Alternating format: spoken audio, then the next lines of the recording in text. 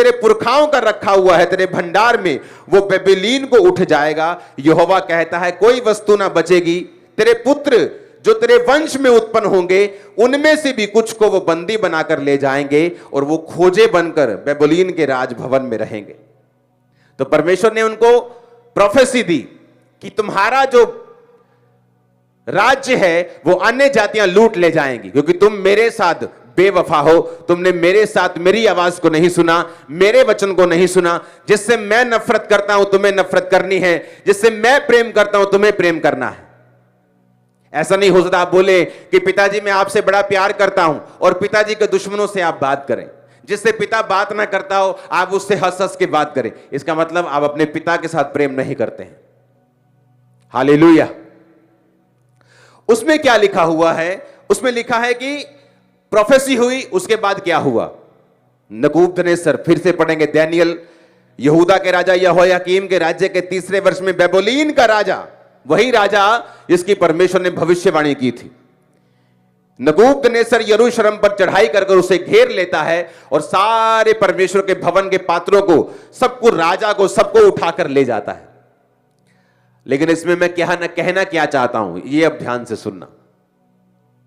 अब हमने यह समझ लिया कि अटैक क्यों हुआ, क्योंकि लोगों के मन में आता है कि अगर परमेश्वर का वो घर था, परमेश्वर का भवन था, परमेश्वर के लोग थे, तो अन्य जाति अटैक करके कैसे जीत सकती हैं। उसका रीजन यह है कि जब आप परमेश्वर से दूर होते हैं तो शैतान आप पर कब्जा करता है और लोग आपको नहीं, आपके परमेश्वर को निंदा करते हैं।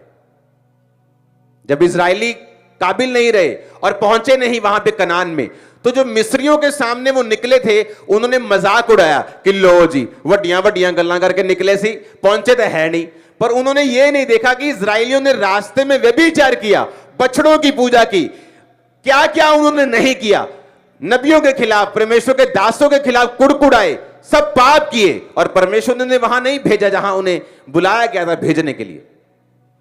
आप जानते एक बात परमेश्वर ने मुझसे क्या कही, आप लोगों के लिए ध्यान से समझना और लिख लेना इसको। लोग इंतजार कर रहे हैं आपके फेल होने का, आपको मालूम नहीं, वो वेट कर रहे हैं आपके फेल होने का, इंतजार कर रहे हैं आपके फेल होने का।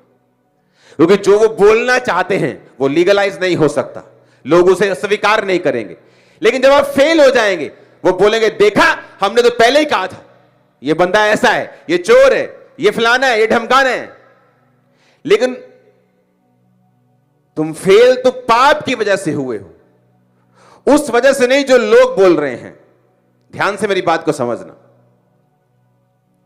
दाऊद पाप में गिर गया, व्यभिचार में गिर गया।